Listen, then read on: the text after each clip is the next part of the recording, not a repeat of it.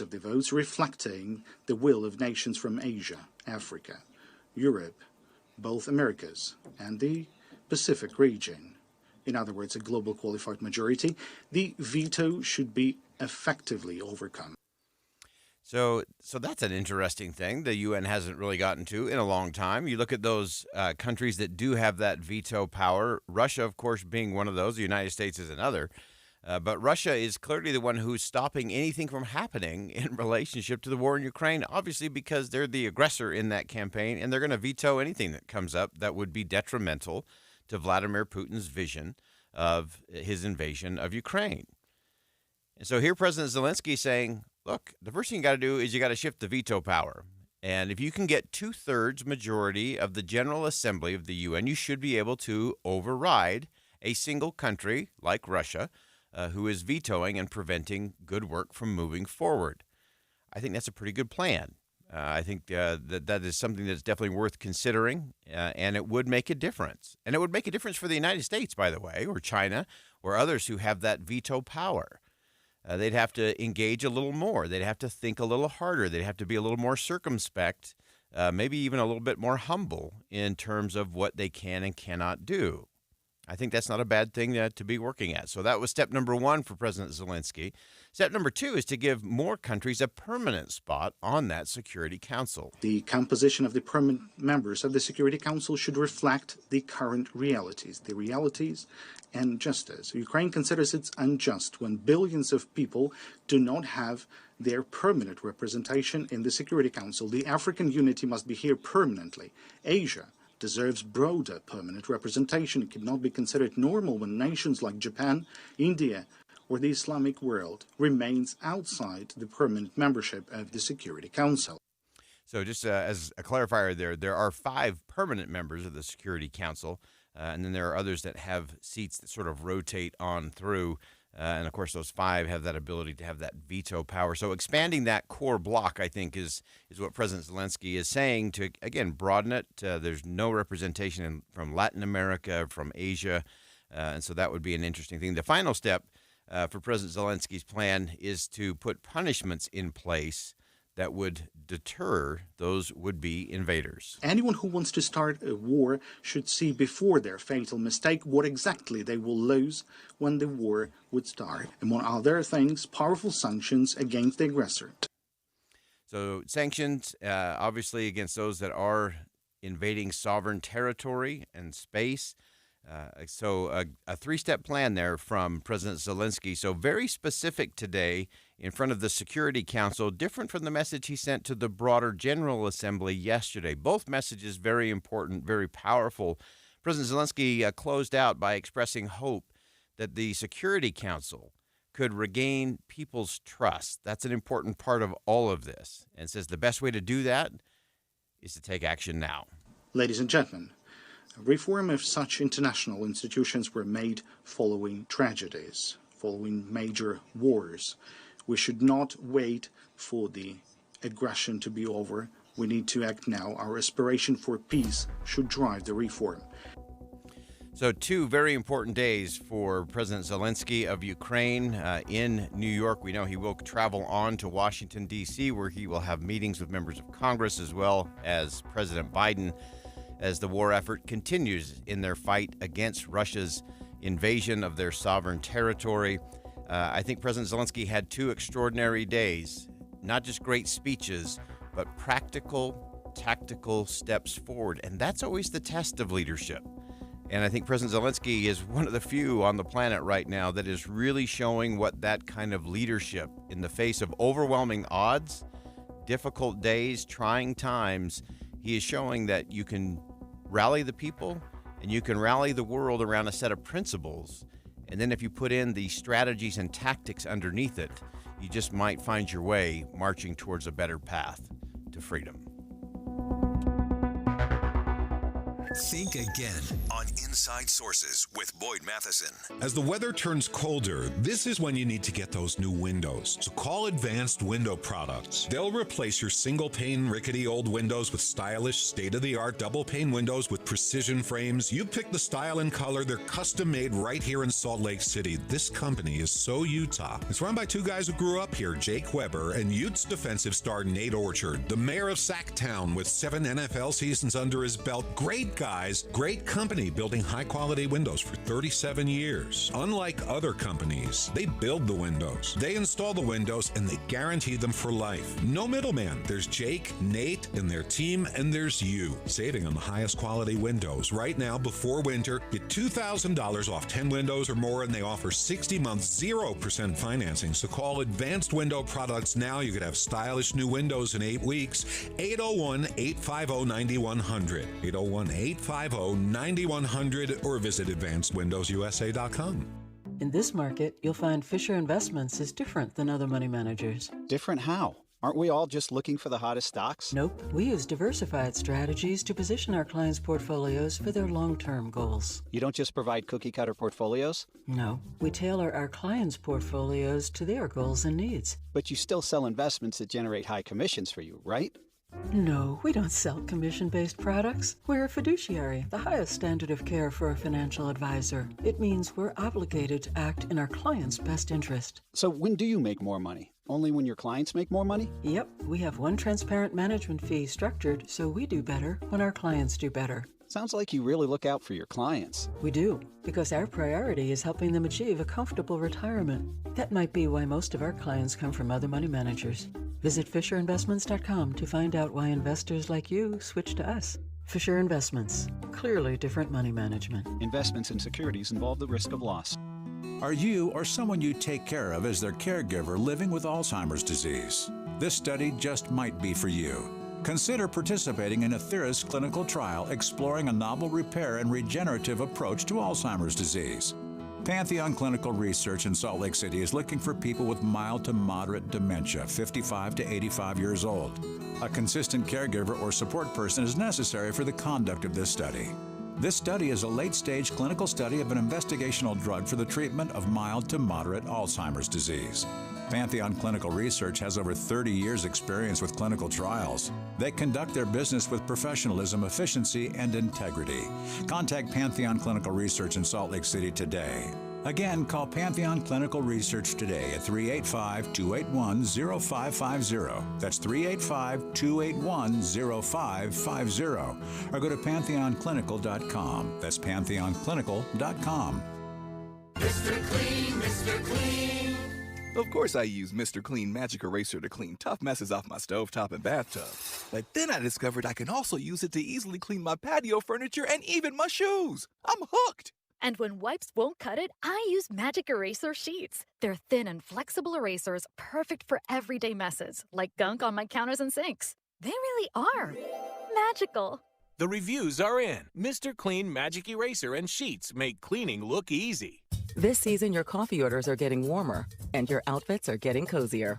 The world keeps changing, and so does COVID-19.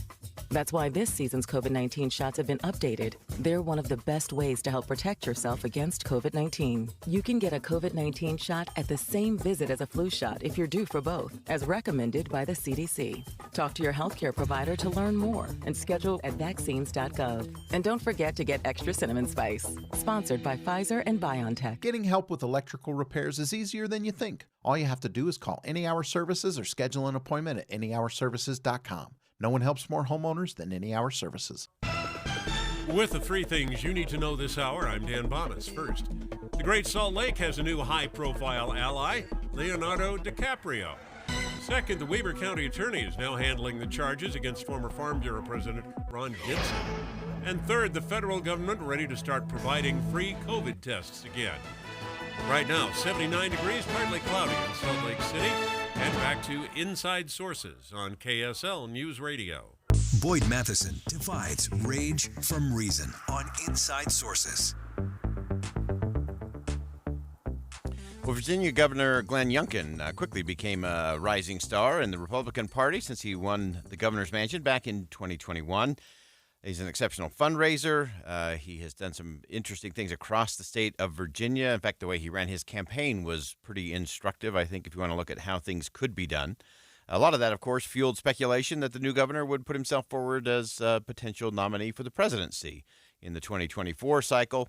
The only problem is it doesn't seem to be happening that way. We're really pleased to have back on the show David Drucker, of course, senior writer at the Dispatch. And David, welcome back to the show. Yeah, good to see you, Boyd. Thank you. And great piece as always in the Dispatch. And give us some perspective in terms of Glenn Youngkin. It seems to be that he's not overly interested in the White House run this time around. He seems to be pretty comfortable working at things back home. Yeah, I spent a few days with Youngkin last week. There was an event in Leesburg, which is, about an hour or so outside of Washington. Pretty ritzy sort of exurb. Rolling countryside, the edge of wine country in Virginia, some nice resorts, but also just a lot of newer suburbs where people have moved. And then I was down in Petersburg, which is about 25 miles south of Richmond, a working class, diverse community. And look, what struck me, and both events that I covered, one was political, one was official, were about education and the governor's further plans to reform public education, which is an issue he rode to victory, that at the time unlikely victory in 2021 when he won the governor's mansion. So you can see what he's focused on here as he's trying to win control of the state Senate for his party and consolidate control of the Virginia legislature so he can pass a number of laws that are not going to get through this Democratic state Senate, a 15-week limit on abortion rights among them. But it just struck me that he's really focused on state and local issues. He's not big on the buzzwords and hot button issues that I see, every week on the presidential campaign trail. And look, oftentimes, ambitious politicians with an eye toward the future, whether it's the near future or the not so near future, will make sure that they're establishing cred for a national run. And it's just nothing that he appears to be doing. Now, he's focused on many of the right issues, but he's not going out of his way to go viral on Twitter or whatever I'm supposed to call it now, or cable news. And that's, what tells me that any Republican donor who's hoping that Governor Youngkin makes a late entry into the 2024 contest is probably going to be disappointed. It just doesn't look like it's something he's interested in doing or that he's preparing for. Yeah, and I find all of that so fascinating because you've got someone who can do all the hard parts. I mean, it's clear he can raise money. It's clear he knows how to create an organization in terms of infrastructure to be able to sustain that kind of stuff. But as you said, he's not too interested in the social media battles. He's not trying to get out on cable news every week and have some hot take on something or another. He actually seems to be interested in governing, and I would love your perspective on this, David. It seems to me that the more he functions the way he is functioning, which I would put in the real leadership category, I think the more the people on the national stage are going to say, we really, really, really want him to join the party for 2024. Well, it sort of depends on who you talk to, right? Because I think that voters I think there's a segment of the Republican Party, whether it's voters or especially donors or activists, who are going to look at somebody like Glenn Youngkin, who won in what has really become a blue state for all intents and purposes, notwithstanding how competitive the legislature is, and who is able to garner such high approval ratings 2 years later. Notwithstanding, it's still a decidedly blue state when you look at presidential elections. And they're going to say, gee, we could use that. I mean, look what we might be able to do with a presidential candidate like that and with somebody like that in the White House, who then might be able to accomplish things we want because he'll be able to assemble coalitions to do it, versus really exciting the base of our party, but not only turning off independents at times, but definitely ratcheting up the opposition of Democrats. So he's going to be attractive on that level. But, there's also, I think, oftentimes voters will say to themselves, Youngkin's a great guy to have as my governor, but in a president, I want somebody with sharper elbows. And we see that all the time. Or, Youngkin working with Democrats in the state capitol to deal with infrastructure or, other sort of mundane but important issues is not the same as negotiating and compromising with Democrats on social issues or, all of the things that have divided us nationally. And voters are very open about making different decisions for different offices and how one thing is important to them here but not important to them there and vice versa. So I don't know that he's going to look at this, that voters are going to look at him and say, oh, yes, please, you must run. Now, I do think that if he ever does run for president, let's say in 2028, I just think getting into a race right now, this late, when you have one front runner who's over 50% of the vote, of course, that's former President Donald Trump. I just think it's very dicey.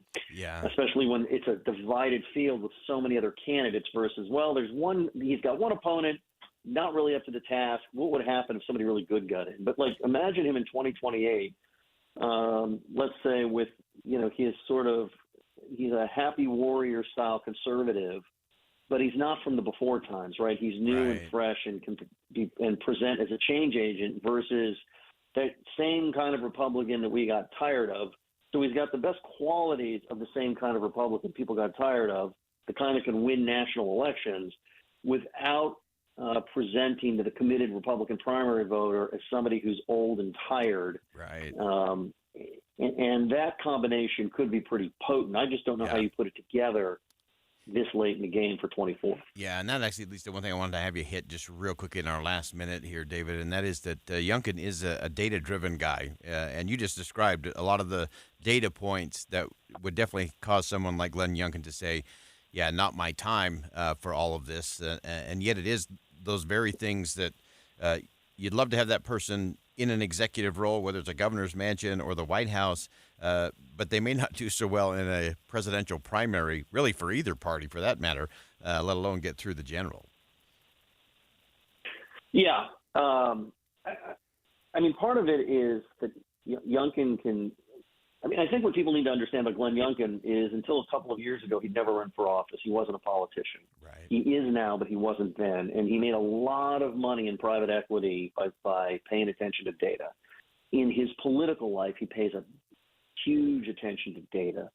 And so if he's looking at a race with 7 candidates, 8 candidates, and an overwhelming front runner who's a former president at over 50%, I just don't think he's looking at that and deciding that there's an opening there. Now, I tell everybody, don't sleep on Iowa. This thing isn't over the way it appears to be, or at least it isn't necessarily over the way it might appear to be to some. And that's because Iowa can break late. There are different factors at play in Iowa, and if somebody other than Trump can win Iowa, then then this is a competitive primary headed into New Hampshire, at least before the vote. Yeah. But Youngkin's got to be looking at this and wondering, why is he going to take the political capital he's built up and squander it on a Hail Mary?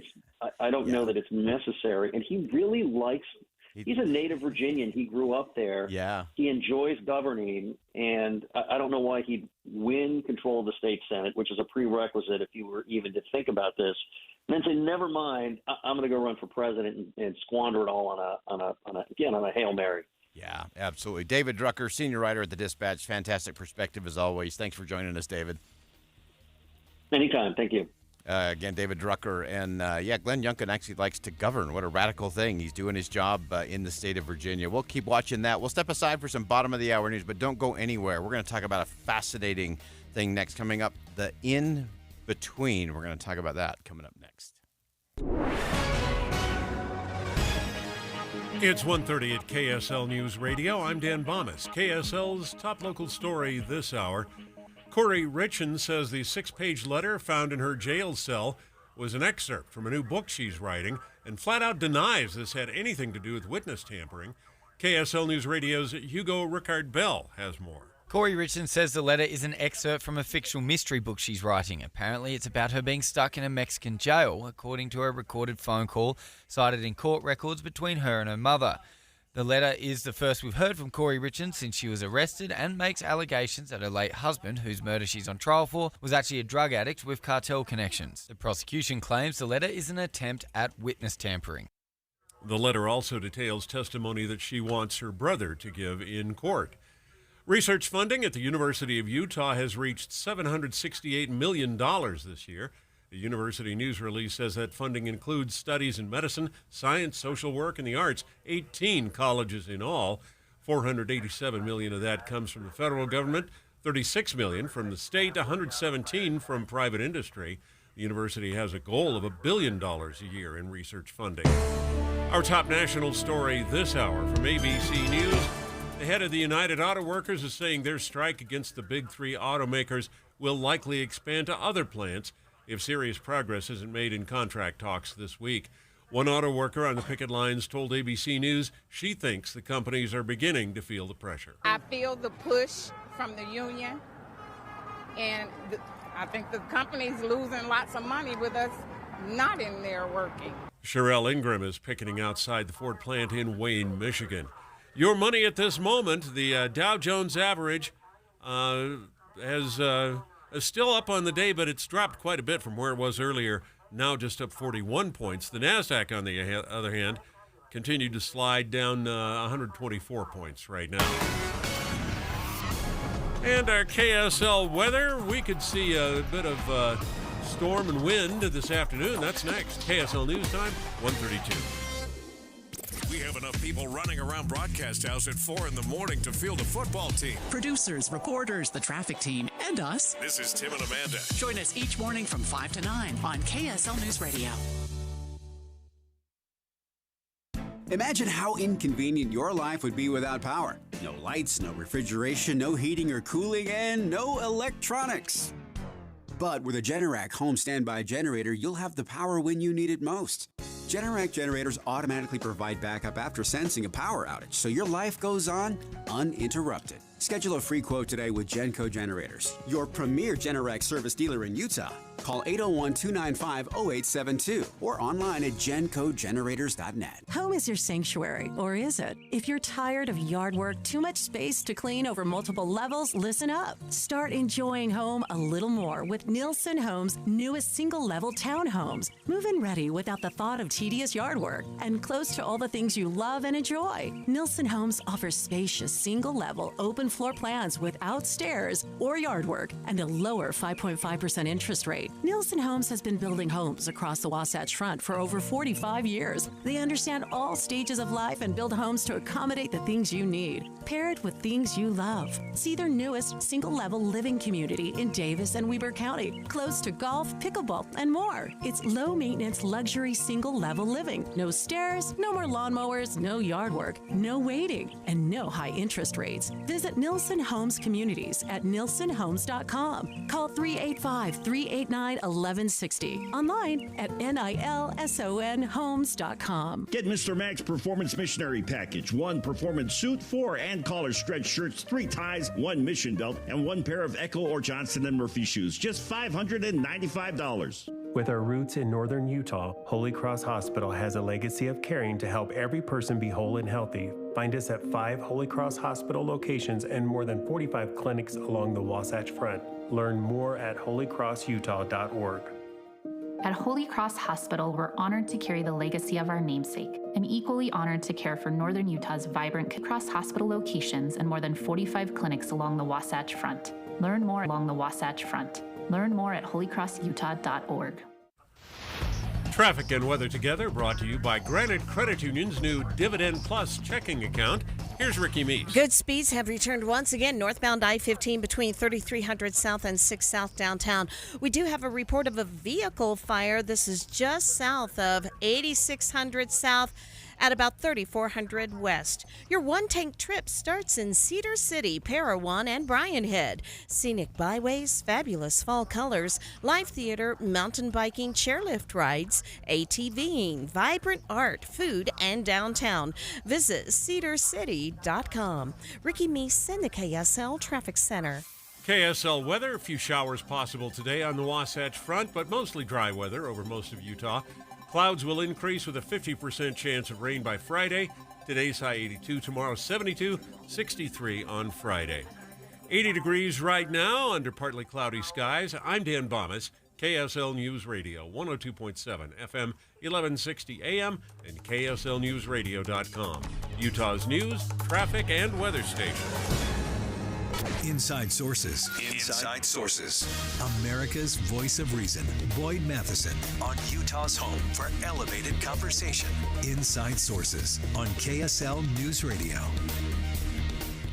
For nearly all people approaching the end of their life, the prospect of dying alone without anyone near to help or comfort is truly frightening. Luckily for most and many, it's not going to happen as family and others step in to care for those who are nearing the end of life. But for our state's elderly homeless population, dying alone on the street is very real and a very terrifying possibility. But one Utah Hospice Center, the INN, I-N-N, the In-Between, works to ensure no one need die alone. If you don't read anything else today, you need to go to Deseret.com. One of my favorite writers and thinkers, Lois Collins, reporter and columnist for the Deseret News, has a piece that everyone, you just need to read this today. It'll change your day, I guarantee you. And we are so thrilled to have Lois back in studio with us. Lois, welcome back to the show. Thanks, Boyd. That's very kind of you.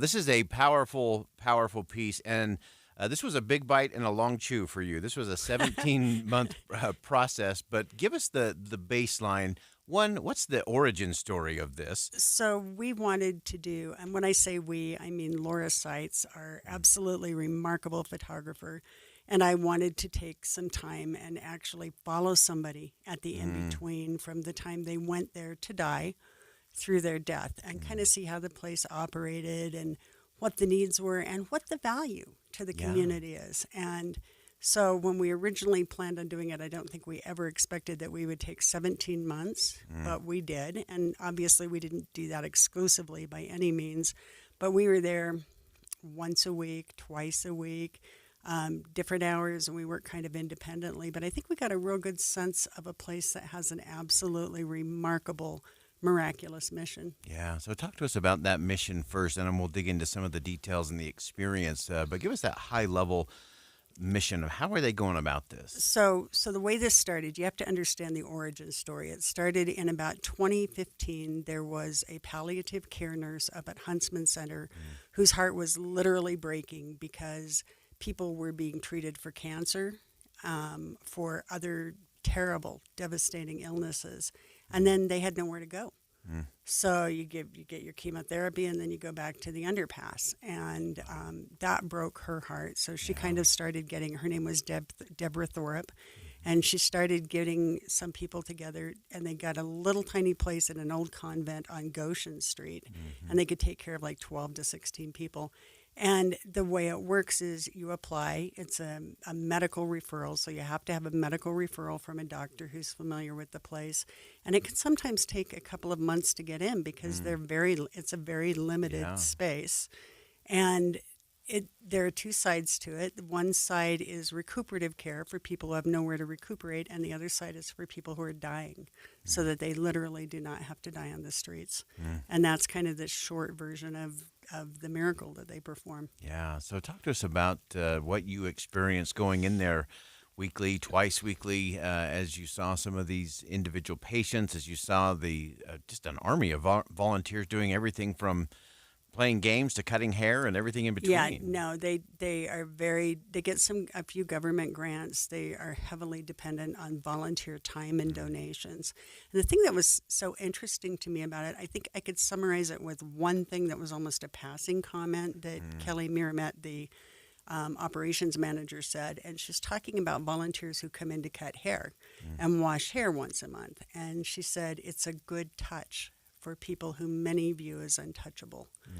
And that was like a knife in my heart. And it kind of set the tone for how I looked at the story and at the people. Are you untouchable? No, you're just like me in so many ways. And so that was a good insight to have early on. Yeah, and that touch is such an important part of everything they do at In Between. You talked in particular in the piece, something that really moved me was this idea of a butterfly on the door, and that in those cases, touch became even more important. So the blue butterfly symbolizes that someone is actively dying. It's not they've got a terminal illness. It's that they are in the process of dying. And they put these blue, they look like monarch butterflies, but they're blue, on the door. They're magnetized things. And that just tells people this is what's happening to Paul or Isaac or John. And be a little quieter, be a little more respectful. If you have things that you need to say to them, there's not a lot of time. So that blue butterfly is a really strong symbol. I love the way you framed it. We've been talking a lot about presence on this show the last month or so, and really that the most holy thing we can give another person is our presence, our whole presence, our complete presence. You described how some of that happens with those that have butterflies on their doors that are in those last stages of dying, how that touch and that connection to other humans is almost a handoff. It's almost a daisy chain to the end. And it partly depends on the person who's dying and what they want. Yeah. Like Paul was really sociable. Paul was the character, the person that I started with. And he was very sociable, and he loved touch and back rubs and neck rubs that volunteers gave him. John, another fellow in my story, is much shyer and less sociable. And he maybe would not want the same thing. But in Paul's case, the death doula made a real effort to make sure that somebody was always holding Paul's hand as they traded off. As one volunteer left and another one came in, or someone from staff sat with him while he was dying. They were very intentional in making sure that he had someone touching him because it mattered to him. So important, especially those who may feel untouchable. I just think that's such a powerful principle in that.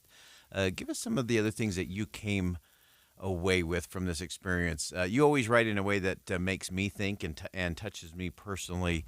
And I know behind all of that writing, there are things that touch you and surprise you whenever you're on a story. I think one of the things that we sometimes miss is the power of the individual.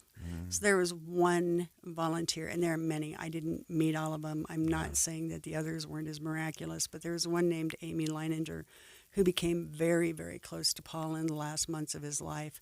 And she got to know him, and they crossed into being real friends. And so I think one of the things that stood out for me is that the people sitting with these individuals at the end of their life were friends. They weren't volunteers, they weren't acquaintances, they were people who had put in the time. They keep a diary called a NODA, which is No One Dies Alone. There's also a NOLA, No One Lives Alone diary, where as you're visiting, you just write down a few remarks so that the next person who visits kind of knows what kind of mood he's in, or if he's restless, or different things about the individual. He likes games, he doesn't like games, whatever. And just that attention to detail crosses so many barriers, and that was really important to me. And the other thing is that we talk about people who are homeless as if they don't have anybody, and it's not always true, but circumstances say that the family can't always take care of someone. So there was a mom who lived in Evanston, Wyoming, who drives 90 miles a day to see her son during the last weeks and months of his life. But she couldn't provide the care for him that he needed in Evanston, Wyoming. He could get the care here. There was another, there was a grandson in the story, and there's also a son in the story. And they both love their dad or their grandpa very much, but they can't take care of them. They can't manage their challenges. And I think the other thing that really I hope people get is that people have complicated lives. So some of the people at the in-between have been in jail, not all of them. In one guy's case, it was a pretty serious crime, but it was over 30 years ago. Does that make him irredeemable or untouchable? No, not at all. And so I think that's something that I also hope came through, because it really struck me with great force that that people make mistakes, and there should not be some sort of a scarlet letter on your forehead. Powerful stuff. It is extraordinarily written. It is. It will make you think different today. I guarantee it. Check it out at Deseret.com. Lois Collins, reporter, columnist for the Deseret News. No One Dies Alone. The In-Between, INN, the In-Between, doing extraordinary work, especially for those who are alone. and they shouldn't be alone, especially at the end of life. Lois, thanks for making us think and be a little better today. Thanks for joining us. You bet. Thanks. All right, we'll step aside. How we all should be thinking about today. We'll be right back. More on KSL News Radio coming up next. Even before the pandemic, 1 in 5 American adults experience some form of mental illness, depression, suicide, prescription opioid misuse. Utah isn't immune to our share of challenges, but there is hope. We need to take action to keep our loved ones safe. That's why KSL has teamed with the University of Utah Huntsman Mental Health Institute to bring you hope and help you thrive. It's Healthy Mind Matters. Find out more at healthymindmatters.com. If you're looking for an opportunity to get your financial world in order, the best place to do that, of course, is with our friends at Hercules Credit Union. And right now, you can go for the gold with Hercules Credit Union. Open a checking account at Hercules Credit Union, qualify for the gold tier checking status in the first 90 days, and guess what? You'll get $200 deposited into your account. That's simple. Plus, you get all the benefits of gold tier checking: ultimate identity theft protection, travel benefits, cellular care coverage, health and wellness savings, family benefits, and a host of other things. So again, just open a checking account with Hercules Credit Union. Qualify for that gold tier status in the first 90 days. $200 goes into your account. You can check out the locations of Hercules Credit Union in Taylorsville, Harriman, Salt Lake City. And as always, with our friends at Hercules Credit Union, you can find them online at HerculesCU.com. HerculesCU.com. Gillette Heating and Air is offering furnace maintenance for 30% off. Call 385-GET-HEAT today to take advantage of this limited time offer. Carrier, turn to the experts. I had a friend text me recently, Tim, and she asked me, so my husband and I are finally thinking about doing the SOTA weight loss program, but I need you to tell me a few more things. And I said, sure. One of the things she's a runner.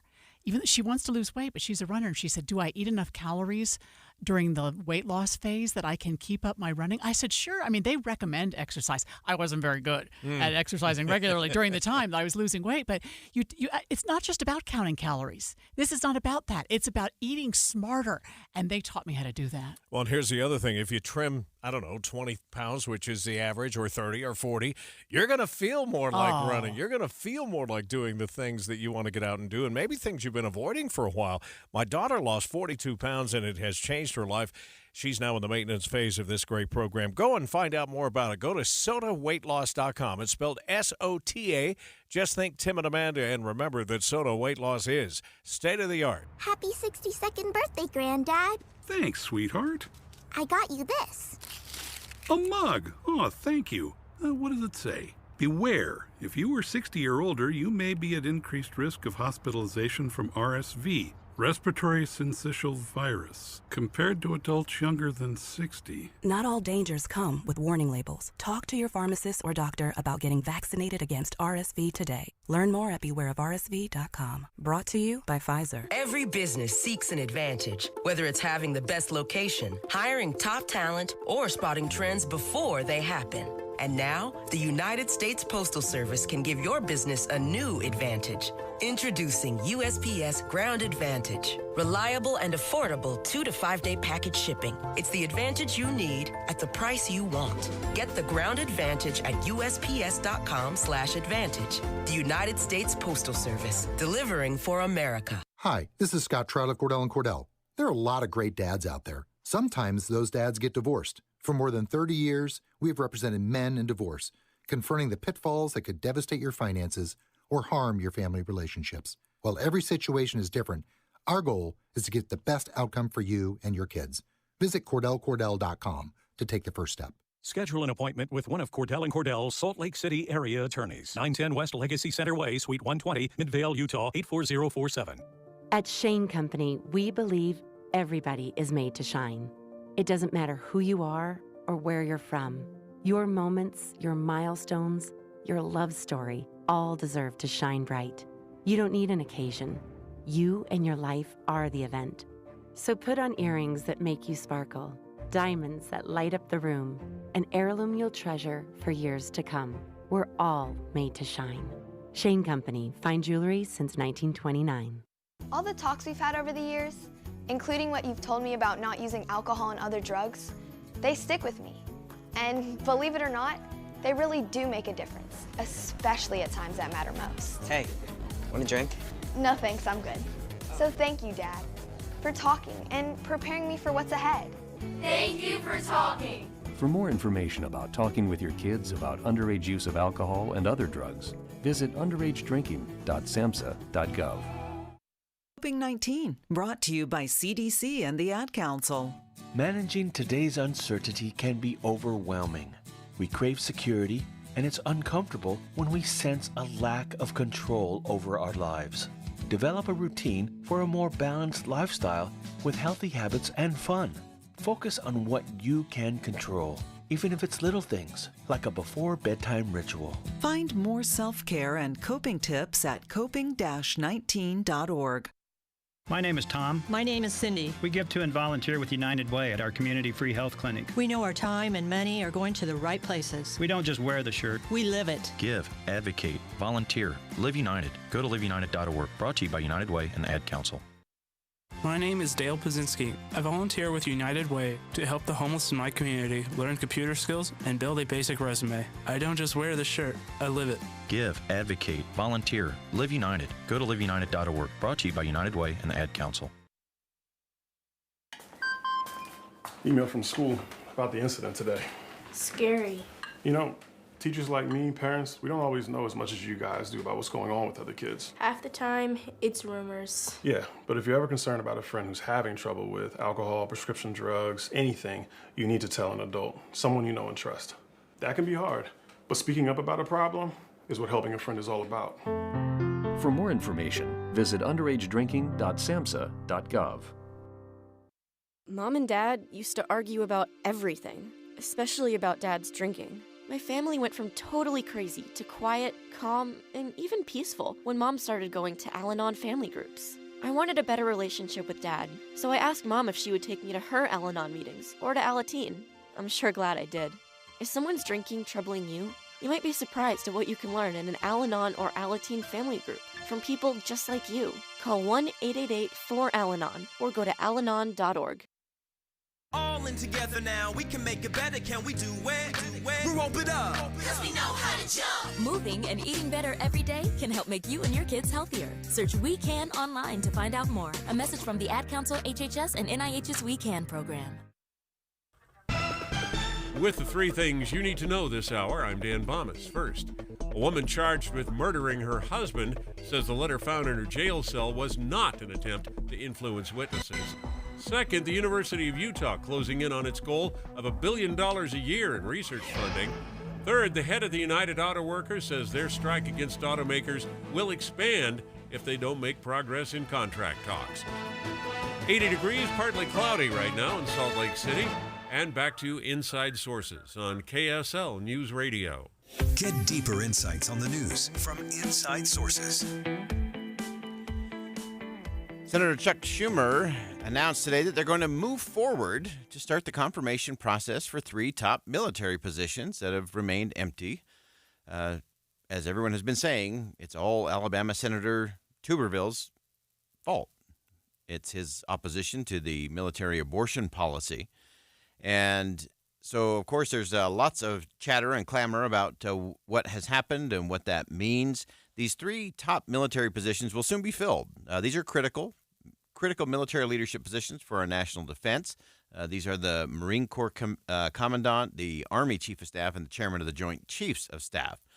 All important issues, to be sure.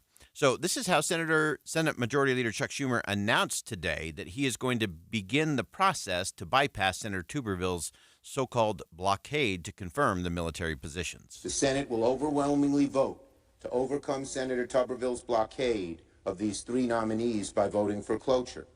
Then the Senate will overwhelmingly vote to confirm them, and these 3 honorable men will finally be able to assume their positions. And the abortion policy that Senator Tuberville abhors will remain in place.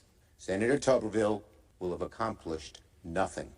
But the harm he is doing to the military and their families remains, and unfortunately continues for hundreds of others. All right. Now, in that statement, the Majority Leader, Chuck Schumer, just revealed that all of this is not real. that this so-called blockade that is threatening national security isn't real because the Senate can act on all of these nominations that need to be voted on by the Senate, and they could have done this starting back in January. But because of the political posturing that's good for both sides, they've allowed this to continue all the way until September. So by Senator Schumer's own admission, he could have done this months and months and months ago. So the harm that he's saying that Senator Tuberville has made is really he's part of the problem. He's part of what has inflicted this challenge on a lot of military families. Now, I don't agree necessarily with Senator Tuberville in terms of what he's doing or how he's doing it. But this idea that one senator is stopping 300 confirmations is not real.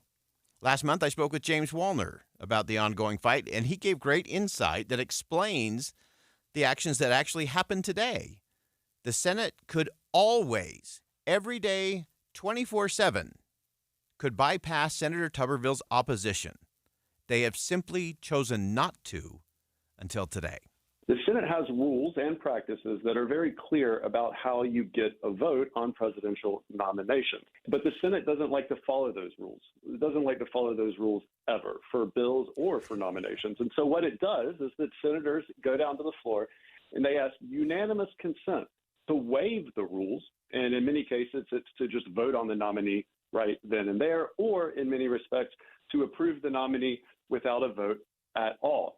Senator Tuberville is saying, I don't want to give you my consent, which he has every right to do. It's unanimous consent after all. And they are now accusing him that he has this huge power to veto these nominees, when in reality, it's their efforts to get around the rules and waive the rules that's letting Tuberville do this. So James Wallner also narrowed in on the political motivations behind this fight and how it's better for Senator Schumer and the Democrats to accuse Senator Tuberville of endangering our national security rather than face the debate over the abortion policy in the military. They have plenty of time. They have had plenty of time, and they still have plenty of time because the Senate doesn't do that much stuff. If they would only just follow their rules. But instead, as you said, I think it makes more political sense for them and electoral sense for them to accuse Senator Tuberville of having a power that, quite frankly, he doesn't have. If they want to vote on a nominee, then they shouldn't ask for his permission. And if they do, they shouldn't be surprised if he says no. After all, every senator has a right to say no when you ask unanimous consent. So this is why you have to pay attention beyond the headlines. So you'll see a lot of the headlines today on the national news that will say, oh, the blockade of Senator Tuberville has been circumvented by Senate Majority Leader Chuck Schumer. Well, the reality is that could have been done from the beginning. January 5th, they could have started this process. They could have been through all of these nominations and had them done months and months and months ago. And so for the Senate Majority Leader to go to the well of the United States Senate today, acting as if he's doing this big, bold, courageous thing to move these nominations forward is just shenanigans and more of what we've come to despise in our nation's capital. It's political gamesmanship. And so there is no blockade. This could be done any day, every day, all day. And I just wish the Senate would do it until the job gets done and all of these get approved for our military folks. All right, that wraps up hour number one of Inside Sources here on KSL News Radio. We'll step aside for top of the hour news. Don't go anywhere. Hour number two straight ahead on KSL News Radio.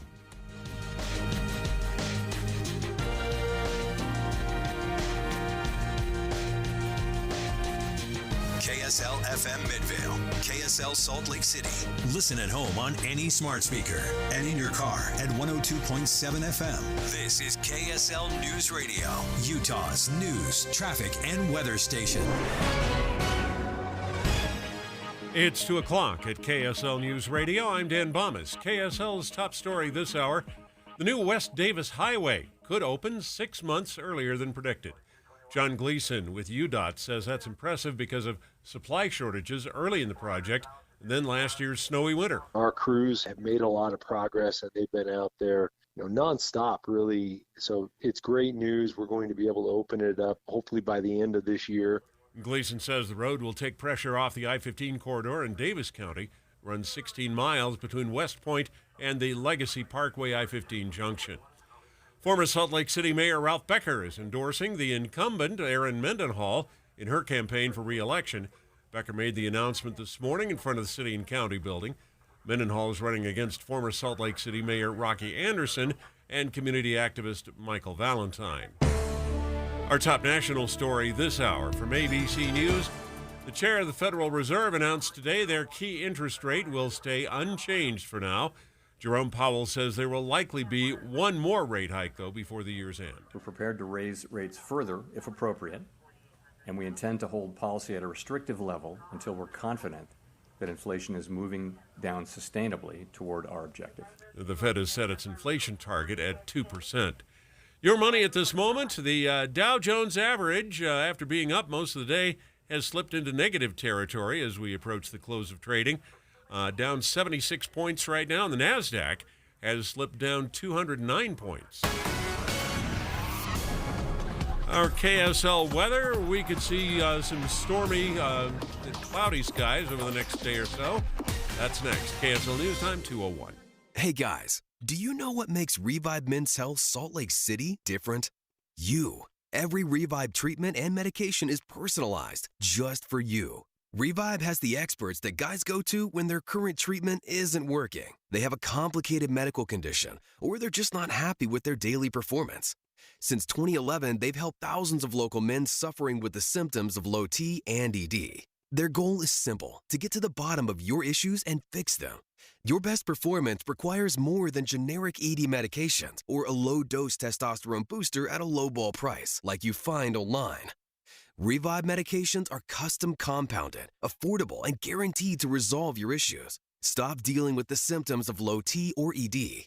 Book your T-check and exam today. Call 801-263-7777. That's 801-263-7777. Or visit us at ReviveMen'sHealth.com. As the weather turns colder, this is when you need to get those new windows. So call Advanced Window Products. They'll replace your single-pane, rickety old windows with stylish, state-of-the-art double-pane windows with precision frames. You pick the style and color. They're custom-made right here in Salt Lake City. This company is so Utah. It's run by two guys who grew up here, Jake Weber and Utes defensive star Nate Orchard, the mayor of Sacktown with 7 NFL seasons under his belt. Great guys, great company building high-quality windows for 37 years. Unlike other companies, they build the windows, they install the windows, and they guarantee them for life. No middleman. There's Jake, Nate, and their team, and there's you. Saving on the highest quality windows. Right now, before winter, get $2,000 off 10 windows or more, and they offer 60 months, 0% financing. So call Advanced Window Products now. You could have stylish new windows in 8 weeks.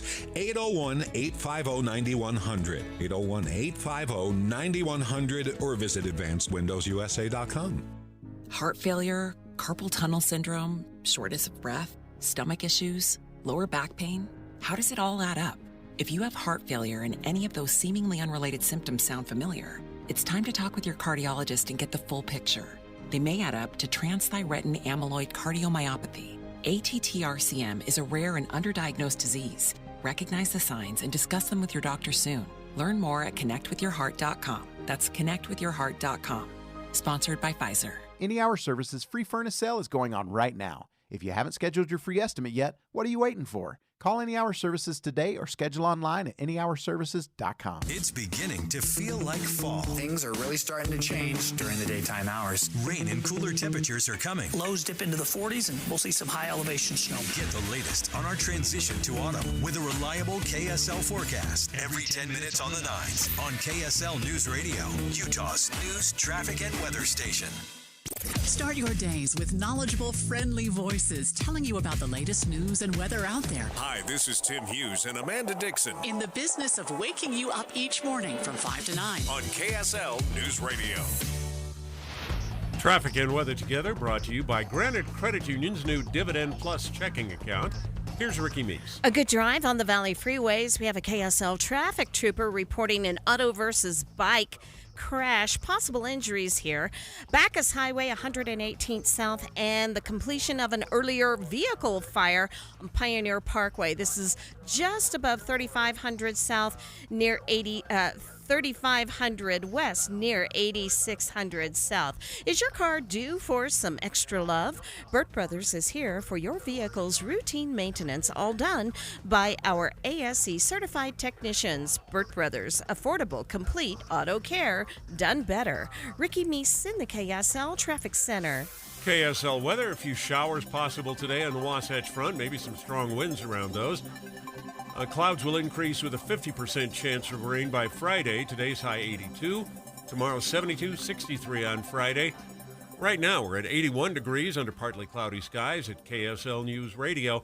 I'm Dan Bomas, 102.7 FM, 1160 AM and KSLNewsRadio.com. Utah's news, traffic, and weather station. Inside Sources. Inside Sources. America's voice of reason. Boyd Matheson. On Utah's home for elevated conversation. Inside Sources on KSL News Radio. Well, the calendar and the clock continue to count down as we march our way towards September 30th, when government needs to be funded one way or another, or there will be a potential shutdown. And, of course, Speaker McCarthy continues to struggle to pull together the various factions of the Republican Party on the House side of the equation. That's the headline today. But beyond the headline, there's some things underneath it that I think are worth exploring in terms of who's leading, who's watching, and what comes next. Let's begin. Think you know the news of the day? Think again with Boyd Matheson on KSL News Radio. Well, a lot of headlines today about the challenging work that Speaker McCarthy is attempting to do with limited or no success to this point. We know Republicans continue to meet this afternoon as they try to sort out some sort of plan that they could get passed through the House and kick over to the Senate. The thing beyond the headlines that I'm most interested in today is what the White House is and is not doing. Adam Cankren is a White House correspondent for Politico, and he, along with his tag team partner Jennifer Haberkorn, had a great piece in Politico today talking about why the White House is just kind of popping the popcorn and watching for the moment. And Adam, welcome back to the show. Hey, Boyd. Great to be with you again. So give us some perspective in terms of what the White House is and isn't doing, and then we'll get into the whys and what comes next. Yeah, I mean, you put it exactly right. Joe Biden is staying as far clear from this chaos in the House as he possibly can. He spent the week, at the UN, General Assembly, and really the effort in the White House here is to provide a clear contrast. One, to kind of cast Biden as the adult in the room, the one who's really focused on getting things done, and using that as a contrast against what's going on with House Republicans, which is just fighting amongst themselves over a spending plan that, frankly, is never going to pass.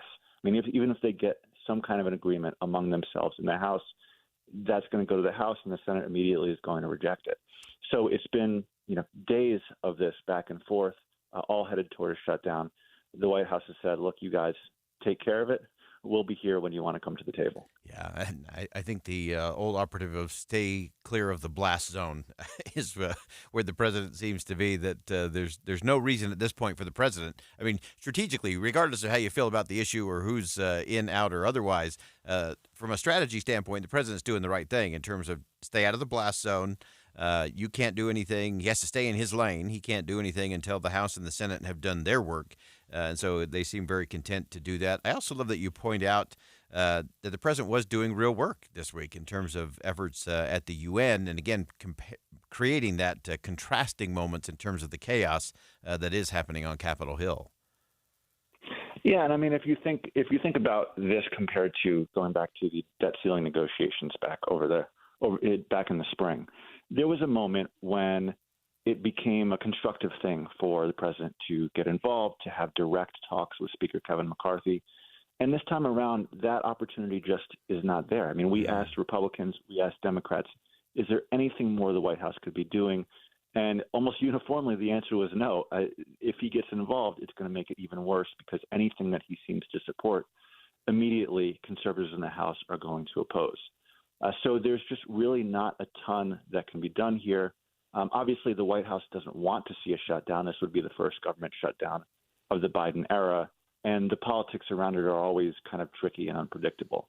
But they are monitoring. They're kind of keeping an eye on things, and importantly, trying to win and set up the messaging game for if we do end up closing the government, making sure that it's not Biden who takes the bulk of the blame for that.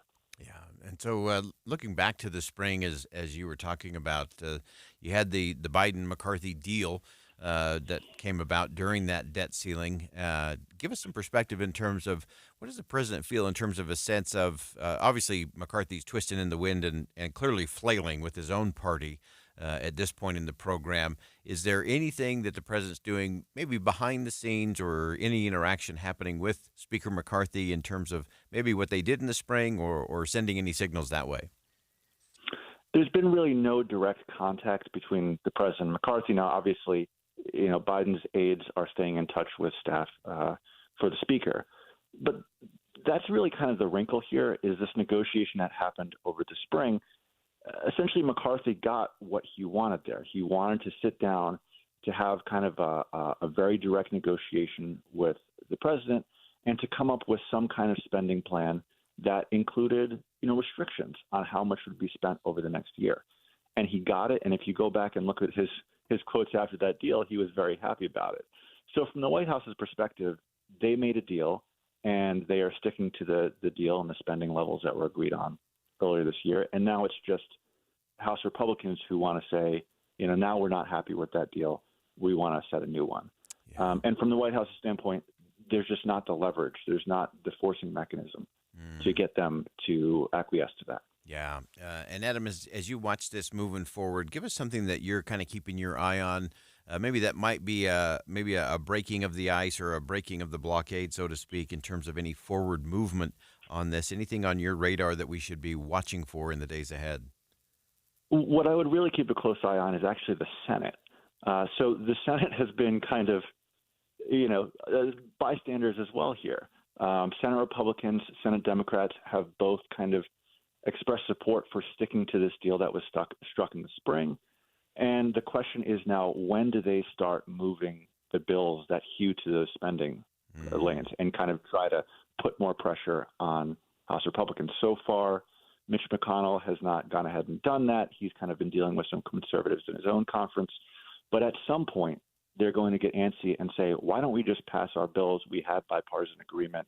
Let's just really put the House Republicans in a corner and force them to either say, okay, we'll back down, or go ahead and shut down the government on their own. Yeah. Fascinating stuff. Great insight as always. Adam Cancryn, White House correspondent for Politico. Adam, thanks for joining us today, and we'll continue to watch as all of this continues to, we keep careening towards the catastrophe, but we're sort of undulating towards any kind of progress to get the problem solved. But thanks for breaking it down for us today. This is when it gets interesting. I really appreciate it, Boyd. All right. Great stuff from Adam Cancryn. Always love his perspective from Politico. And so all of that, I think, is really the case, that the countdown clock is accelerating. Again, September 30th is coming this year, as it does every year. Congress should do one of the very few legislative duties they have and get this thing done. And so while we're careening towards that, and again, a government shutdown is never a good thing. We're definitely careening towards that, but we are just undulating barely. If we're making any movement at all, we may even be backsliding slightly because we're not moving anything.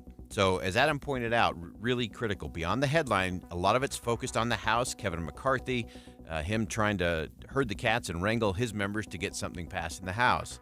Meanwhile, the Senate has a lot of things in place that they could pass rather swiftly. And that would then put pressure on the House to actually get something done or really own any kind of potential shutdown completely by themselves. Meanwhile, the White House will continue to watch from the sidelines. They've popped the popcorn and they're going to watch. No real reason for them to weigh in yet, and so they won't. But watch underneath the headlines. It's not just the House. Quietly, what goes on in the Senate is going to have a big impact on this moving forward. Think again on Inside Sources with Boyd Matheson. The Cougars go 3-0. Keaton throws, end zone! Caught for the touchdown! And demonstrate they're ready. Cougars have won it! And Listen to the BYU fans in Fayetteville. Saturday, the Cougars are on the road again for their Big 12 debut. Rise and shout! BYU, Kansas. Our extended pregame coverage starts at 9 with kickoff at 1:30 on Utah's legacy home for BYU football, KSL News Radio. Here's a question. Do you wear dentures? At Grandpa's Dental, you can trade in your floppy dentures and get $2,000 towards an implant-supported solution. You know, they say the older you get, the more you need your teeth. Well, chewing your food isn't a luxury. And taking a bite out of a nice, juicy steak, well, it takes teeth. At Grandpa's Dental, they have over 10,000 restorations under their belt, and it's always affordable. When you walk into one of their 3 locations, you're family. Period. At Grandpa's Dental, they live their family legacy by building lasting relationships through state-of-the-art services. So if you want to stop the flop and actually eat foods you can chew, trade in your dentures at Grandpa's Dental for $2,000 toward your implant solution. Schedule your free consultation at grandpasdental.com today. That's grandpasdental.com. When it comes to making plans, you are the best. What about those round trips that you plan in advance, which are perfect on your way there and perfect on your way back? Or those meetings with friends for which you make a group chat 3 months before so that nobody or anything is missing? Or your daughter's first birthday party. You planned it with such dedication that instead of the first, it felt like our 15s. The same way you plan each detail for those moments. Start planning to protect you and your loved ones from a natural disaster. Sign up for local weather and emergency alerts. Prepare an emergency kit. And make a family communications plan. Protecting your family is the best plan you can make. Get started at ready.gov/plan. Brought to you by FEMA and the Ad Council. You know, Deb, I'm a huge DIY guy, but one thing I'm not going to touch is electrical. I've got the answer for you. You have to call Master Electrical. They have what's called upfront pricing. You know how bids can be a guessing game, and the longer an expert's in your home, the bigger the bill is? Not with Master Electrical. This upfront pricing is amazing. Yeah, their pricing system won't even allow them to go higher. They do everything that has to do with electrical. You need lights? Call Master Electrical. Ceiling fans, smoke detectors, generators, batteries, even EV chargers. And all that pricing is upfront, and it's a guarantee. Master Electrical proudly serves from Logan to Santaquin. And they're always open, so if you have some emergency, they're there. So give them a call at 801-543-2222. That's 801-543-2222. Or you can check them out online at masterelectrical.com. Do it today. Join the Utah Symphony for the greatest classical hits from the 1700s to today. Tickets start at $21. Get yours today at utahsymphony.org. Tim and Amanda, Utah's Morning News. Trust is more important in our business, Tim, than it's ever been in my lifetime, in all of my many years of being here at KSL, because there's so much misinformation out there. And there's so much information that is heavy laden with opinion. When you come to us in the morning, what you get is the news. You get what's happening without a lot of spin or opinion and without any misdirection. That's just the pure, simple thing that you get. When you talk about the misinformation that's out there, which there is, sometimes those stories just change from one morning to the next. And so hopefully you feel like each day as new information becomes available or we learn new things, this was certainly true during the pandemic, this is the place where we're going to share that information with you and talk about the things that are going to most affect your life. Wake up with Utah's Morning News with Tim and Amanda between 5 and 9 on KSL News Radio. With the 3 things you need to know this hour, I'm Dan Bonas. First, the West Davis Highway will be finished 6 months early, taking pressure off I-15. Second, Salt Lake City's mayor getting an endorsement from a former mayor in her race for re-election. Third, the head of the Federal Reserve says their key interest rate will stay the same for now, though there could be another increase before the end of the year. Right now, 81 degrees, partly cloudy in Salt Lake City, and back to Inside Sources on KSL News Radio. Hear elevated conversation on crucial issues. Boyd Matheson on Inside Sources. Former President Donald Trump continues to feel no need to debate the other GOP candidates for president. So instead of appearing on the next debate stage, which will be at the Ronald Reagan Library in California, the former president will host a campaign event of his own, supporting striking auto workers in Michigan.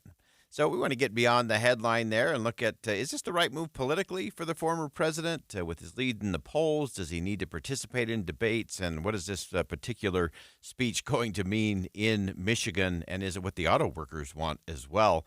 Helping us break all of that down, Meg Kennard covers national politics for the Associated Press, joins us on the line. Meg, welcome back to the show. Hey there, Boyd. Good to be with you. So let's dig into this. Obviously, another very interesting twist and turn in the GOP nomination fight that the former president will skip the next debate as well. But what are you skipping it for? Not a primetime sit-down interview, but a conversation, a meeting with the auto workers in Michigan. Yeah, the former president has long talked about not really taking part in these debates, and he's had his own kind of counter-programming planned for each one so far. We saw him sitting down with Tucker Carlson last month, and this month he's going to be heading to Michigan, giving what's been billed as some sort of a primetime address, and also meeting with current and former union members, not just auto workers, also some pipe fitters, electrical workers, and all kinds of folks in those industries.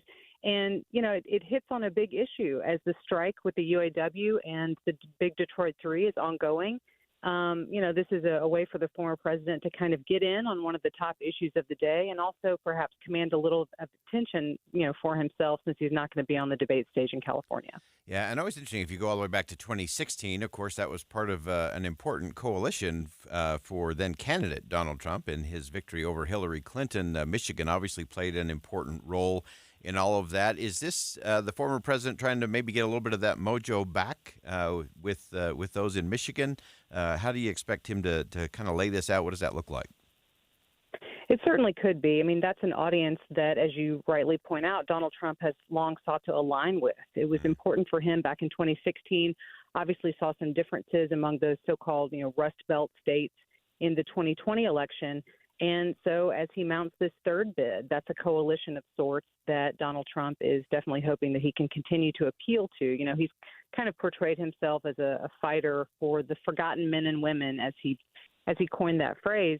And so he's, I think, seeking to remind voters of, hey, you know, I came and I fought for you back in my first run, and I'm here doing it again. We'll see if that message resonates with voters beyond perhaps the folks he's going to be talking to directly in that room next week. But that's certainly an effort that he's aiming to bring forth in this next presidential bid. Yeah, and obviously in the midst of a strike, the auto workers, the union presidents are also weighing in a little bit on what it means to have the former president showing up and in terms of what that might mean for those auto workers moving forward. Yeah, we've heard from some leaders of the union involved. Shawn Fain, who's the UAW president, he's previously talked about how, in his view, a second Trump presidency would be a quote, disaster. So he doesn't seem to be in favor of what Donald Trump is doing in this current campaign. And it's been also pointed out to us from some other members of the UAW, you know, their perspective on this of, you know, Donald Trump really trying to get attention for himself and potentially divide their membership over this contentious strike issues and what they're arguing with when it comes to the automakers. So there is a bit of not confusion, or it's, you know, kind of just a curiosity, I think, as to exactly what he is aiming to do, given those perspectives that we're hearing from some of the UAW members and leadership. Yeah, it's so interesting. It's almost he and President Biden almost have the same challenge, this tightrope they're trying to walk with the auto workers. They want to be seen as defending the little guy and the little gal, standing up, you know, to the big money folks, and yet both of them have deep ties. President Biden, of course, has become very close with the president of GM, has lots of different ties that go in there that complicate that relationship. President Trump, former President Trump, has the same issues in terms of wanting to represent that he's watching out for the hardworking women and men, and at the same time also has ties to a lot of the big money movers and shakers in those industries. How do both of them approach that, again, in the midst of a strike? It is a very interesting contrast when you look at these two candidates who are currently leading in their nomination contest for both of their parties for next year, kind of having those arrangements and those relationships, portraying themselves as fighting for the little guy and on behalf of American workers, while also having the corporate relationships that you point out.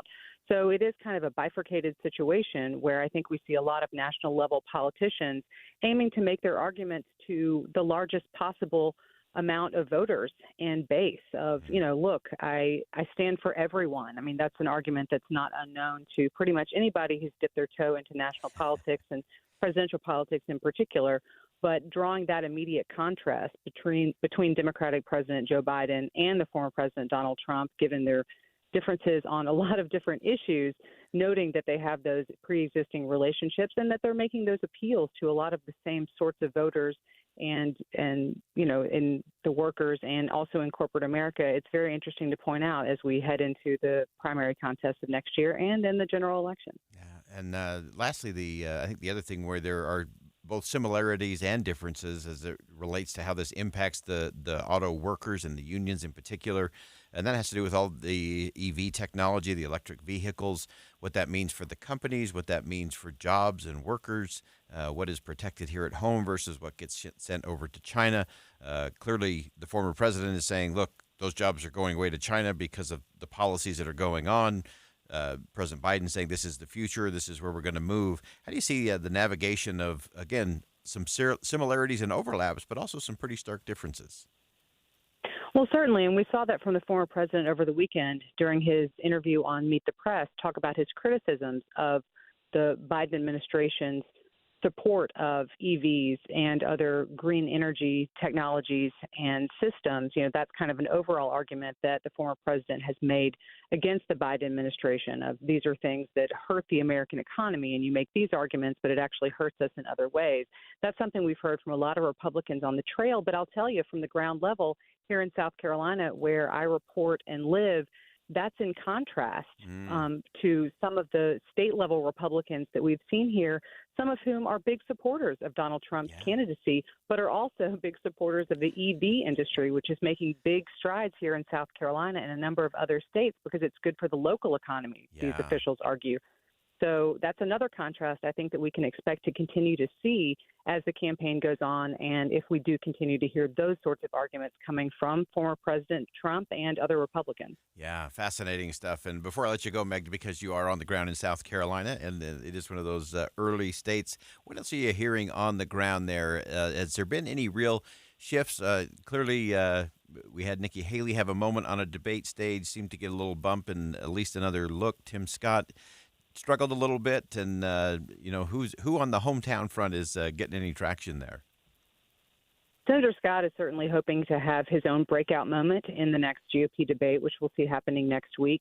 Nikki Haley's team is happy with her performance in the one from last month and are hoping for another one. I think we can expect to see a smaller contingent of candidates on the debate stage next week.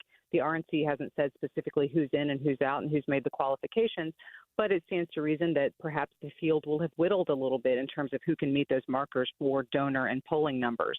So with a smaller conversation space, there'll be more of an opportunity for candidates like Nikki Haley and Tim Scott to get their arguments out, to be part of more conversations.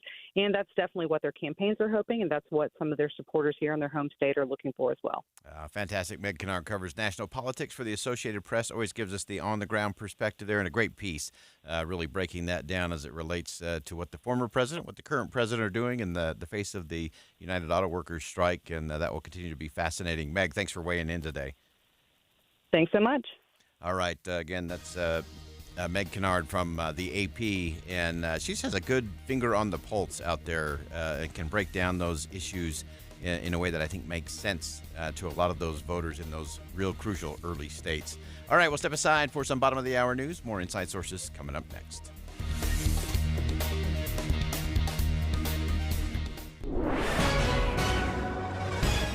It's 2:30 at KSL News Radio. I'm Dan Bomas. KSL's top local story this hour.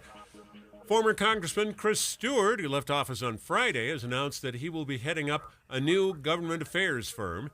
KSL News Radio's Lindsay Aerts reports he's partnering with a former top U.S. officials firm that does consulting and lobbying. Former National Security Advisor Robert O'Brien's firm consults and lobbies for the defense, technology, and aerospace industries. And Stewart is starting a new government relations firm called Skyline Capital that will be strategic partners with O'Brien's firm. Stewart is not allowed to directly lobby his former colleagues in Congress for 1 year. However, he can lobby the Biden administration right away and can advise others on how to lobby. Stewart's new job is listed on the storied K Street in D.C., known as the Center for Lobbying and Advocacy Groups.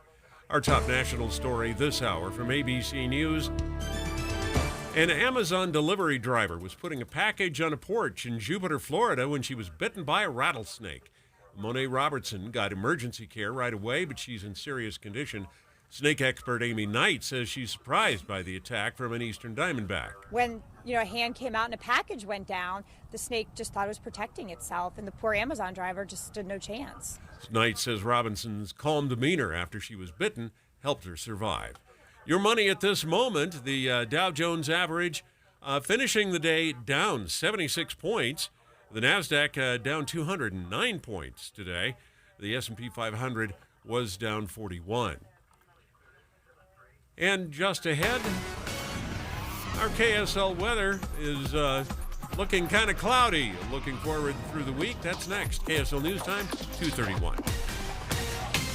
Winter is coming. With snow already in the mountains, full-blown winter will be here before you know it. Hi, this is Josh with IWC Roofing. We're the highest-rated roofing contractor in Utah. Now is the time to protect your home by preparing for the upcoming season. Get ready for the winter and protect your home by calling our experts for a free in-home inspection. You need to take advantage of our extended Labor Day special and save $1,200 on a full roof replacement. Call 801-232-5690 or visit iwcroofingutah.com today to schedule your free consultation and save up to $1,200 on your complete roofing project. IWC Roofing offers the best warranty in the business, backed by Owens Corning, and our warranty doesn't prorate down like other roofing companies. Again, call 801-232-5690 or visit iwcroofingutah.com to save that $1,200 on a new roof install. At IWC Roofing, we can install most new roofs in just 1 day. Call 801-232-5690 or visit iwcroofingutah.com. Hi, this is Doug Wright. The other night, Dee and I had the chance to go to Hale Center Theater to see Around the World in 80 Days. What an amazing stage production that is. We're all familiar with the story, but oh my goodness, when they're in India and we're watching them riding an elephant, and of course the aerial artistry at Hale Center Theater, just superb and such a great part of this story. There's drama, there's pageantry. We even have a little melodrama portion when Fogg and company are touring the good old USA. Some of the greatest slow-mo acting I have ever seen in that scene. You're going to love Around the World in 80 Days. And your tickets are waiting for you right now at hct.org. And don't forget, Catch Me If You Can. That's on the other stage. Christmas Carol is just around the corner. And of course, Elf the Musical is coming up. It's all waiting at Hale Center Theater. Go to hct.org. The Salt Lake Chamber is Utah's voice for business. Okay, that sounds great, but what does it really mean? Well, as Utah's largest and longest-standing business association, they support and champion community prosperity throughout the state. And if you're in business, well, that's a very good thing for you. Be sure to listen to the Chamber's Speaking on Business, weekdays at 7:20, 11:55, and 5:20 p.m. on KSL News Radio. Early mornings can be hard enough, just getting yourself going. We try to make it a little easier with news and weather from comfortable, trusted anchors and reporters. Join us on Utah's Morning News between 5 and 9 on KSL News Radio.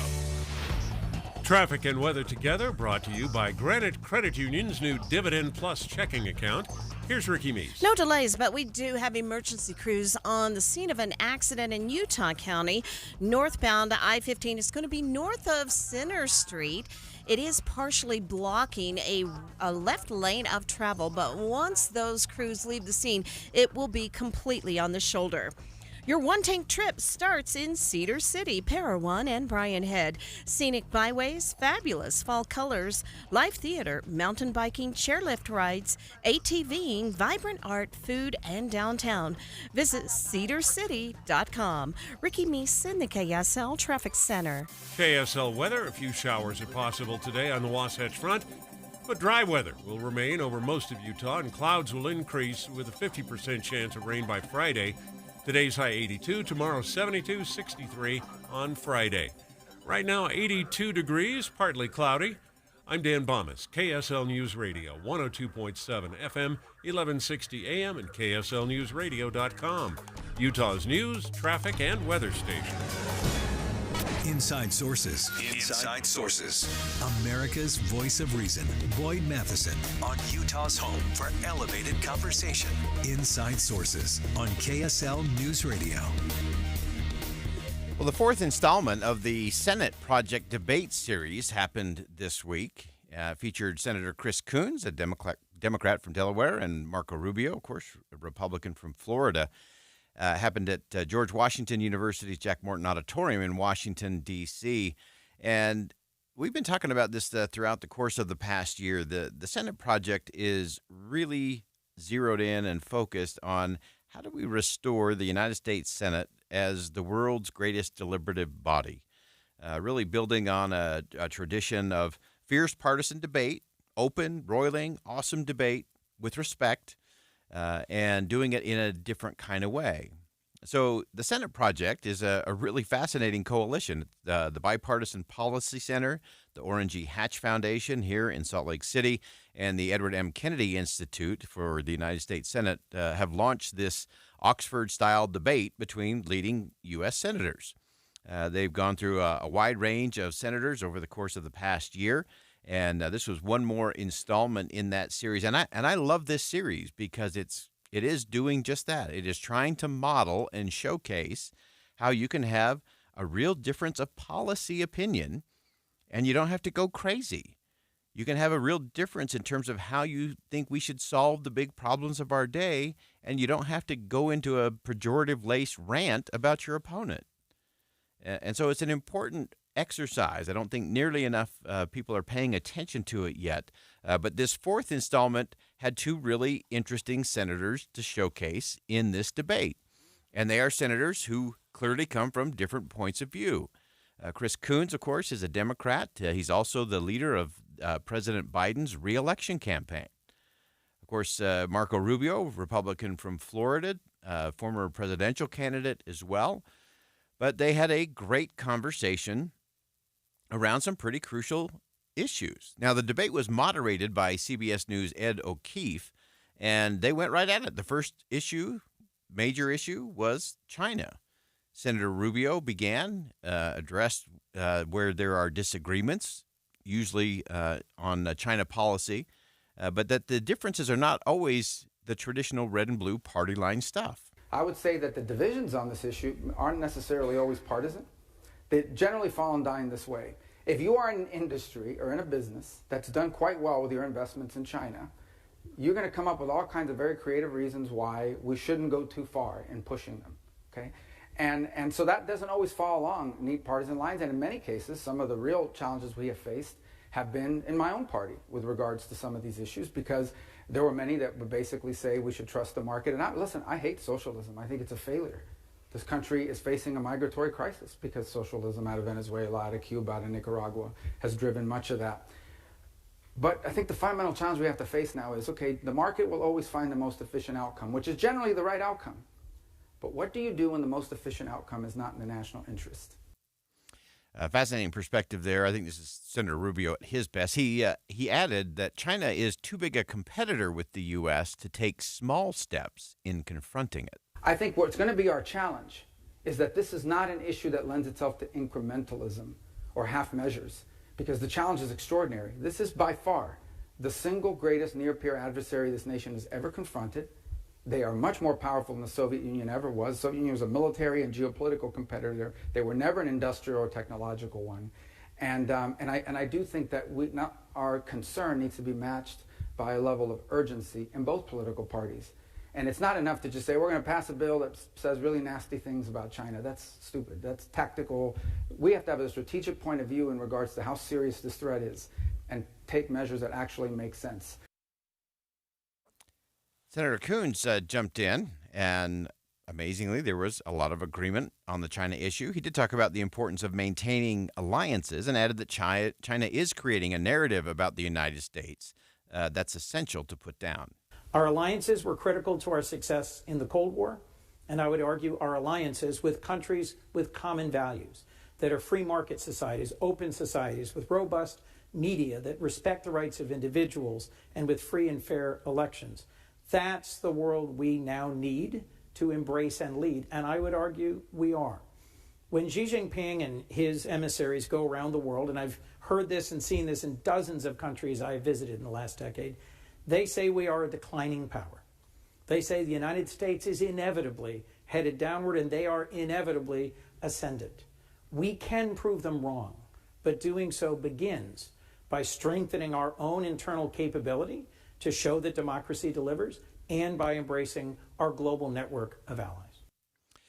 The next issue that they got to in this, and again, if you're just joining us, we're breaking down just a little bit a debate that took place between Florida Senator Marco Rubio and Chris Coons from Delaware, part of the Senate project. This is the fourth installment of that, where they're bringing leading Republicans and Democrats from the Senate to see if they can't restore the model for elevating the debate, restoring the Senate to the great deliberative body it once was. So the second topic on the table at this debate that took place just a couple of days ago was energy and climate. An area where you'd think, okay, there's going to be some real fireworks there. Well, let's begin with Senator Rubio. He said that he has no problem with renewables, but they're not capable of replacing traditional energy sources just yet. Energy, when we talk about the energy part, this is not dealing with that at any cost, because abundant and affordable energy is at the core of everything. Prosperity, global prosperity, our own prosperity, the ability of an economy to grow, the ability to do anything you do. Manufacturing, you need abundant and affordable and reliable energy sources. And I'm not accusing the senator of saying this, because he's actually, I think, approached this from a standpoint of trying to find solutions that unify people on it.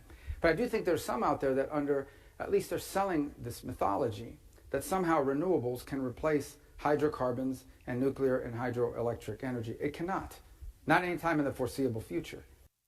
Senator Coons countered Senator Rubio's point about other countries producing more emissions. He said this. Absolutely. China's emissions are growing faster than any other country in the world. And if you put in combination China, India, Russia, and their emissions from heavy industry, from transportation, from the development of their economies, it will swamp anything that we do. And so many ask, why restrain our industry and our economy at all in pursuit of this future? Well, frankly, because I would argue we don't have a choice. The models for how much we will end up spending, for how disastrous and destructive it will be if we cannot collectively come up with a path forward, it swamps everything else.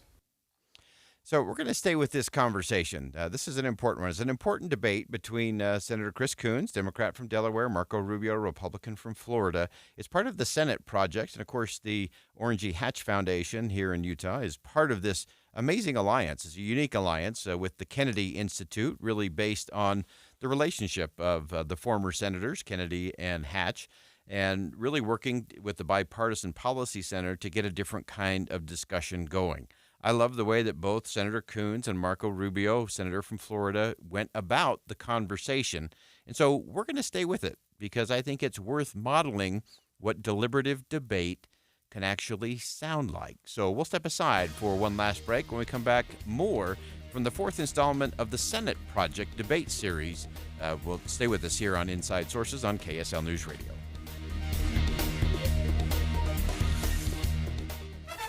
Fall is full of festivals and fun in Logan.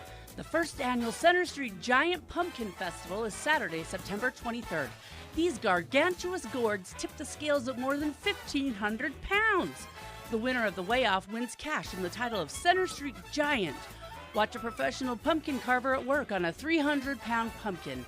There'll be free showings of It's the Great Pumpkin, Charlie Brown, a family scavenger hunt, activities for kids, pumpkin and harvest-featured foods, a beer garden, music and dancing, and more.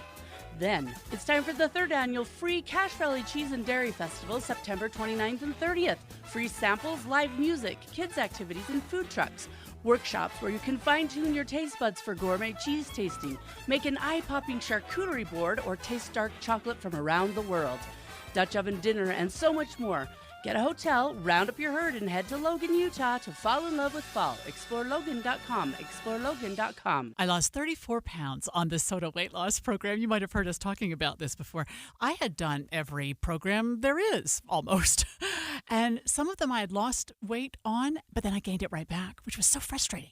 Because if you're going to go through this and lose 34 pounds or more in some cases, you don't want to ever have to do this again. Yeah. SOTA weight loss teaches you how to be smart. I thought I was eating healthy. I just didn't know.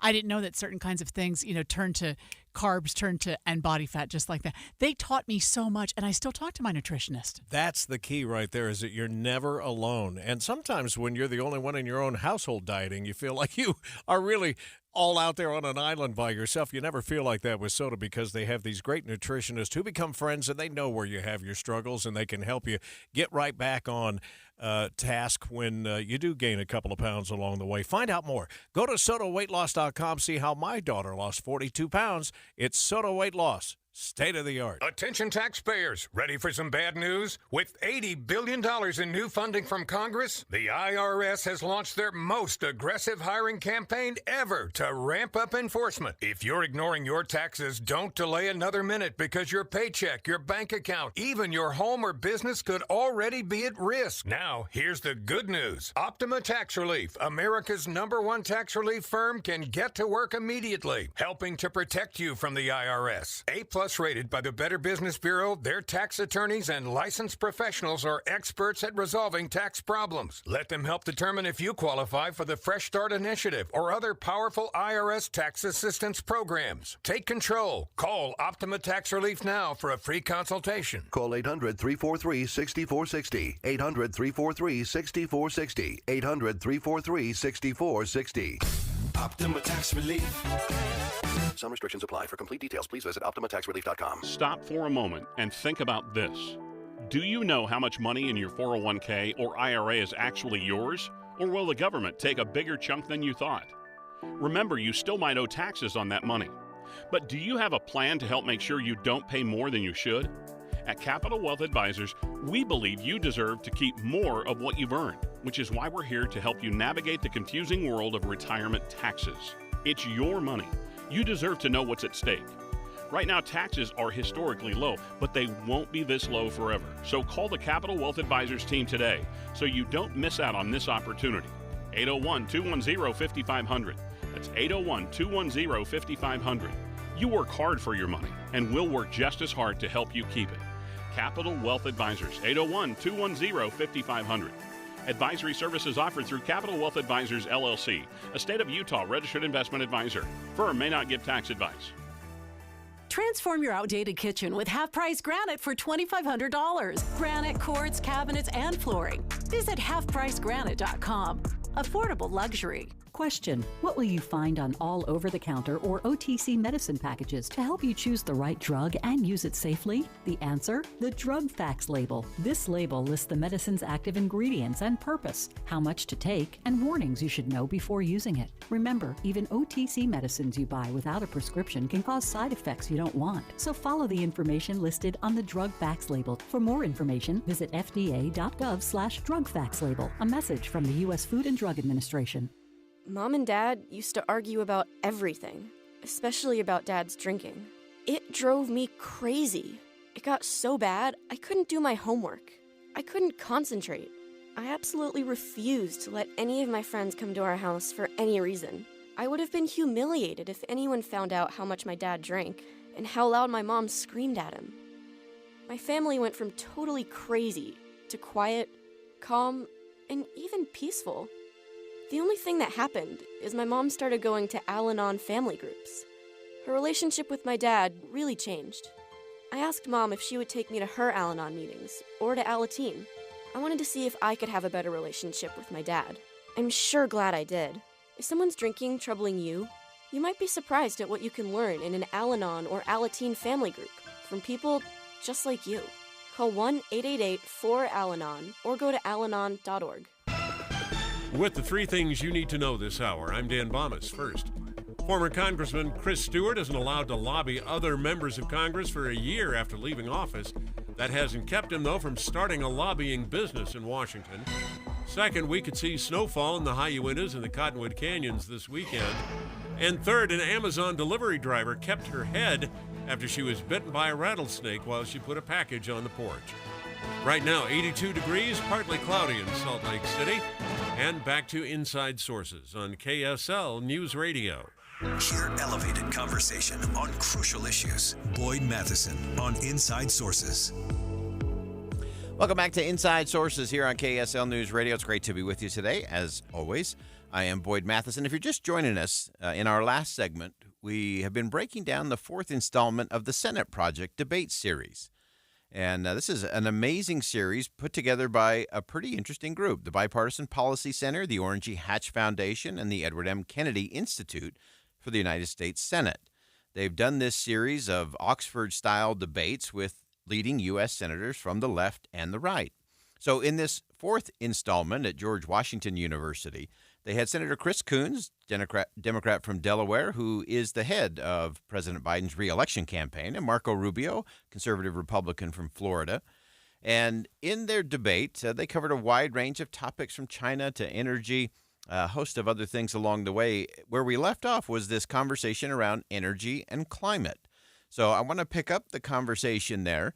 Senator Rubio added that green energy policies, while he supports the use and development of renewables, said if we don't do it right, it could hamstring the United States right when the U.S. needs to be strongest.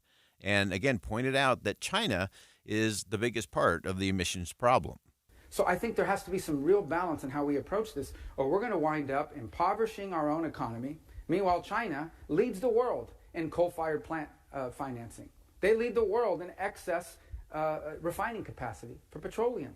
So yeah, they're doing the batteries and the solar, they're doing all that stuff, but they are building refining capacity for oil, and they are building coal-fired plants all over the planet, because countries that are developing are not going to walk away from that until they've reached our levels. And I think we need to acknowledge that. Our emissions are down, 33% since the 1970s? Today, 50% of the emissions come out of the Asia-Pacific region.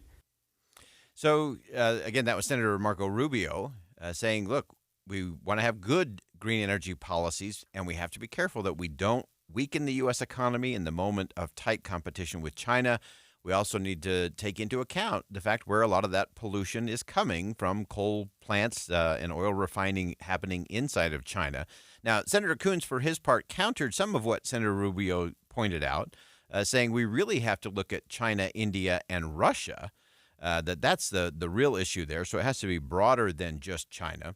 And then Senator Coons went on to say, look, let's look at some specific pathways that we can move forward and actually move the needle and make sure that China does not continue down that same path of just dirty oil, dirty energy.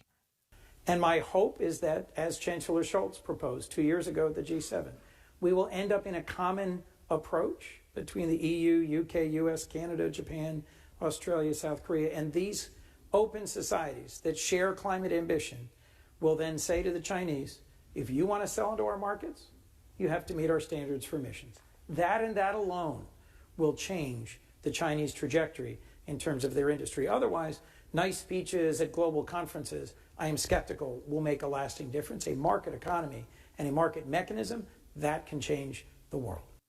Market economy, market mechanisms can change the world. So really interesting. And I love the fact that Senator Coons called out some of those that just show up to these nice fancy beach resorts in their planes and have photo ops and talk about climate and the environment are not the ones who are actually going to get it done and actually do anything that's going to make a difference in the end. So finally, as they rounded out the debate, the moderator asked why these two senators were actually there. Why did they agree to come to this kind of debate? They're not up for re-election. They're not running against each other. So why would these senators come and have this kind of debate? And let's start with Senator Coons. He said that he engaged in the debate because he's trying to address a bigger problem that endangers the Senate. Our Senate floor is empty and silent most of the time. And so I'm here because I was invited to take the stage with someone who's served as long as I have and with whom I've legislated across the arc of our 13 years. I just turned 60 on last Saturday. And I'm starting to ask myself, how much more can I do? How much of an impact can I have? And I'm confident that without this work, without reigniting the spirit of Hatch and Kennedy, we really are at risk of losing this most sacred project of our republic. I love that from Senator Coons, again, Democrat from Delaware. He's engaged in it because it matters. And I love the fact that he says, hey, I'm 60 years old. I recognize I can't get anything done without bipartisanship. Nothing's going to move. In the Senate, you got to get to 60 votes. Interesting that he's 60 years. He's realized that 60 votes are the same magic number. And without working with the other side and really getting that spirit of Hatch and Kennedy, that there are a lot of challenges. And the great deliberative body that used to be the United States Senate will be no more. And I love the fact that Senator Coons acknowledged what we've said on this program often, and that is most of the things that you see happening on the floor of the United States Senate are happening in an empty chamber. There's one senator speaking, and there's nobody else on the floor except for the poor pages who are sitting there, and they're forced to listen. You got one person in the chair and a few staffers floating around. But that's it. It's not real debate. It's not real engagement. It's not real moving towards better solutions. So I thought Senator Coons did a nice job of saying, look, we have to do this different if we're going to restore the Senate to what it is supposed to be and what the founders envisioned when they began. As he gave his final remarks there, Senator Rubio pointed out that the current level of polarization is the problem. And he called out politicians, he called out the media for rewarding bad behavior. If you want to get famous in politics today, say outrageous, nasty things. You may never pass a bill, you may never make a difference, but you will get on television and the whole country will know what your name is. And I think it's important to understand that today we live in a media culture that rewards and encourages that kind of behavior because it draws more clicks, it draws more viewers. We are incentivizing that behavior. And I get it, 24-hour news has to make money on news. And conflict and outrage generates ratings. And bipartisanship and working together on things does not. But it'll also destroy our country. When the level of polarization paralyzes you and makes you incapable of confronting serious challenges, then you've got a big, big problem. It's not the nastiness that's the problem ultimately. It's the inability to act because of it that endangers our future. That inability to act because of the polarization. If we get so wrapped around the axle, if we get so angry, so frustrated that we can't see straight, we can't act straight. We can't move forward in a direction that's actually going to make a difference. And so it's more than just the nasty stuff. I actually love that Senator Rubio